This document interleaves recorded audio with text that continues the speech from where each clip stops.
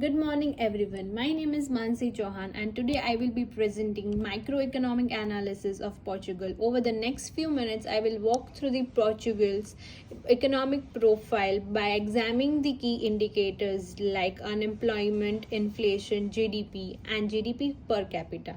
Now let's move to the Portugal's overview. Portugal is located in the southern Europe and is a member of an European Union. Though it is not a major global economic power, it is also known for its tourism, seafood exports, and historical heritage. With a population of around 10 million, it is considered as a small population and is a global influence. As of 2023, the GDP of Portugal was 289 billion USD. The top exports for the Portugal is machinery and top import is fuel and oil. Despite its exports, Portugal has a trade deficit and tourism and the service are the largest drivers of GDP. Now let's move towards the employment trends in Portugal. This graph represents the Portugal unemployment rate from 2004 to 2003. You will notice a dramatic peak in 2013 when unemployment reached 16.1. This was during a debt crisis that led Portugal to accept a financial bailout from EU and IMF. The economic measures and labor market reforms followed. After 2013, the unemployment steadily declined, and due to the economic reforms, increased job opportunity and strong tourism. By 2022, it fell just over about 6% here. Portugal's labor market has also stabilized in the recent years. Now let's move to the unique insights on employment. One major factor is youth unemployment, which remains high despite all the improvements. Portugal has also experienced significant immigrations due to the debt crisis.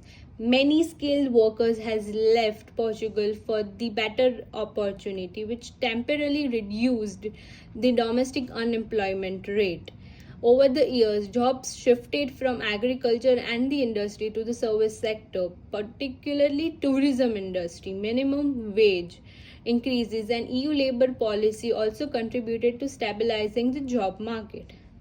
Our next topic is inflation.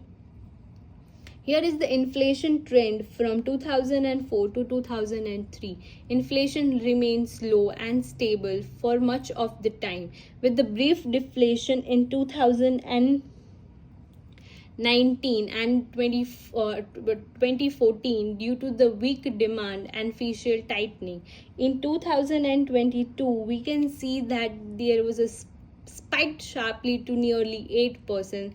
That was driven by a surge in energy and a fuel prices following a global distribution. Since then, inflation started to normalize again.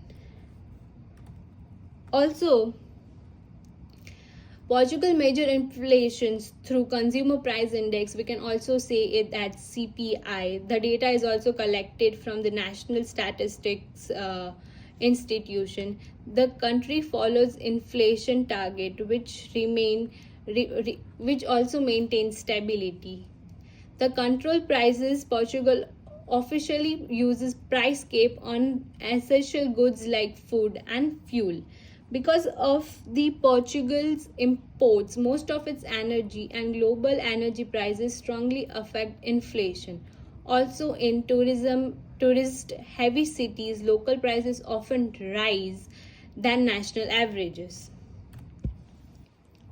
Next is gross domestic product trends in USD. This graph shows the Portugal's GDP in USD from 2004 to 2023. GDP grew steadily until 2008, followed by a sharp decline during the Euro's debt crisis in 2011. It drops again in 2022 due to the global distributions. However, there was a strong recovery during 2021 and 2023, marking a high of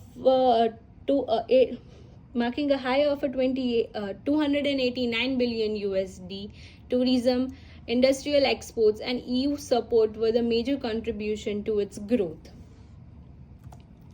Also, the GDP growth rate trends. Here we focus on GDP growth rate, not the dollar value. Growth was volatile, especially during 2018 when economic programs cut government spending, and again in 2020 due to the external shocks. However, Portugal rebounded quickly. EU also helped in the recovery with the recovery funds and strong export performance, and also there was a booming tourism industry which also played a big role in companies' economic growth. Lastly, our topic is GDP per capita. We can see that the GDP per capita grew from 1500 USD to 15,000 USD to 27,800 USD in 2 decades. This is a solid increase, though it also lags behind from many Western European countries. Low population growth has helped to rise the per capita figure, and again also the tourism plays an important role here in boosting the economy even without the major population changes.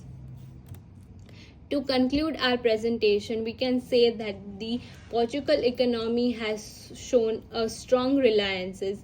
It recovered from major crises, though there was an effective reforms and support from the European Union.